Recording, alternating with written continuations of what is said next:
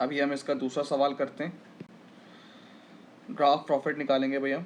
जो draft profit दिया हुआ है वो आपको दिया हुआ है 40,000, जिसमें आपको कुछ एडजस्टमेंट की ज़रूरत है। सबसे पहली बात है, कह रहा है क्लोजिंग इन्वेंट्री में कॉस्ट है 6,000, उस आइटम लिखा हुआ है 6,000 और उसको बिकेगा कितने का, 2,000। अगेन IES2 है ये। इन्वेंट्री की कॉस्ट है 6,000 और वो अभी मार्केट में कितने का बिकेगा, 2,000। वो अकाउंटिंग स्टैंडर्ड ये कहता है इन दोनों में से छोटे पे रिकॉर्ड होगा, तो किस पे रिकॉर्ड होगा, 2,000। तो आपको इन्वेंट्री को 4,000 से कम करना पड़ेगा।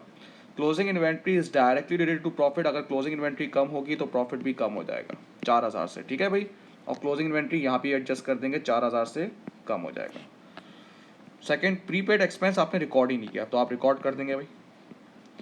प्रीपेड एक्सपेंस आपको हमेशा पता है एक्सपेंस को कम करता है।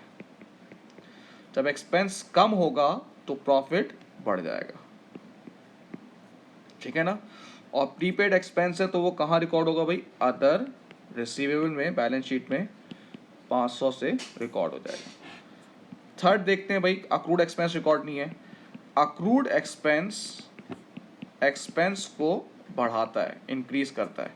एक्सपेंस बढ़ेगा तो प्रॉफिट कम हो जाएगा। और अक्रूड एक्सपेंस है तो बैलेंस शीट में कहाँ जाएगा, अदर पेएबल में आप 1,000 इसको ऐड कर देंगे। फिर 4 है, बैड डेट आपने रिकॉर्ड नहीं किया। बैड डेट आपको पता है एक्सपेंस है, एक्सपेंस रिकॉर्ड होगा तो प्रॉफिट कम हो जाएगा। और बैड डेट आपका कहाँ से माइनस होगा, ट्रेड रिसीवेबल से माइनस होगा 3,000। फिफ्थ एक अच्छी एडजस्टमेंट है, आपने रिपेयर्स 10,000 को रिकॉर्डेड कर दिया इक्विपमेंट में। समझे, पहले एक तो आपने रिपेयर्स को रिकॉर्ड ही नहीं किया और उसको आपने एसेट बना दिया, तो उस गलती को सही करें भाई। सबसे पहली बात है, रिपेयर्स को रिकॉर्ड करें। रिपेयर्स आपका एक्सपेंस है, एक्सपेंस बढ़ेगा तो प्रॉफिट कम हो जाएगा।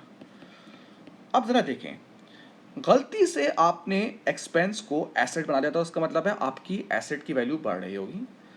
जब आपकी एसेट की वैल्यू बढ़ रही होगी, 10,000 से ज़्यादा कर दिया, इसका मतलब है गलती से आपने डेप्रिसिएशन भी ज़्यादा चार्ज कर दिया होगा। तो आपको डेप्रिसिएशन को रिड्यूस करना है। 10,000 कितना डेप्रिसिएशन है उसका, 10%, जो कि 1,000। डेप्रिसिएशन कम होगा तो प्रॉफिट आपका बढ़ जाएगा। दोबारा देख लें, आपने रिपेयर्स एक्सपेंस को रिकॉर्ड नहीं किया और उसको आपने एसेट बना दिया, इसकी वजह से आपने रिपेयर्स एक्सपेंस रिकॉर्ड ही नहीं किया। तो जब आप रिपेयर एक्सपेंस रिकॉर्ड करेंगे, एक्सपेंस बढ़ेगा तो प्रॉफिट कम हो जाएगा। दूसरा, आपने गलती क्या की थी, आपने उसको एसेट बना दिया था, तो एसेट बढ़ रहा होगा। जब एसेट बढ़ रहा होगा तो गलती से उस पर जो आपने डेप्रिसिएशन भी किया होगा वो ज़्यादा लगा दिया होगा। जितना एसेट की वैल्यू बढ़ेगी उतना डेप्रिसिएशन भी बढ़ेगा। तो हमने 10,000 पे गलती से डेप्रिसिएशन लगा दिया, उसको जब मैं डेप्रिसिएशन को कम कर दूंगा तो एक्सपेंस जब कम होगा तो मेरा प्रॉफिट बढ़ जाएगा।